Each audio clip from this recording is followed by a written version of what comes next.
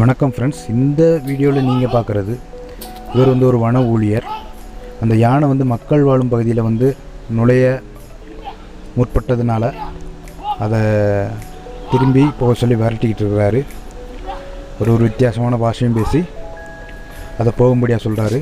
அந்த யானையும் இவரை கண்டு பயப்படுதுங்க. பாருங்கள், அவ்வளோ பெரிய உருவம் ஒரு மனுஷன் ஒரு சின்ன உருவத்தை கண்டு பயப்படுது. அந்த மனிதாங்க லைஃப் எதுவுமே நம்ம எதிர்கொள்ளக்கூடிய விதத்தில் தாங்க இருக்குது. அவர் அந்த யானையை துன்புறுத்தலை, தன்னோட வாய் பேச்சினாலேயே அதை போக சொல்லி சொல்கிறாரு.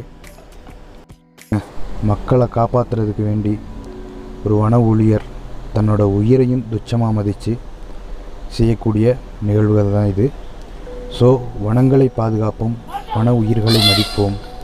காட்டில் பிளாஸ்டிக்கு, இந்த காட்டில் ட்ரெக்கிங் போகிறவங்க பிளாஸ்டிக் பொருட்களை எல்லாம் உள்ளே போடாதீங்க. இந்த மாதிரி பிளாஸ்டிக் பொருட்களை சாப்பிட்டு அந்த மிருகங்கள் இறந்து போயிடுதுங்க. ஸோ டோட்டலி பிளாஸ்டிக்கை அவாய்ட் பண்ணுங்கள். இராணுவ வீரர்கள் நம்மளோட நாட்டோட எல்லையை பாதுகாக்கிறாங்க. இது மாதிரியான வன ஊழியர்கள் நம்மளோட ஊரோட எல்லையை பாதுகாக்கிறாங்க. ஸோ அவங்களுக்கும் ஒரு சல்யூட் கொடுத்துக்கலாங்க நம்ம.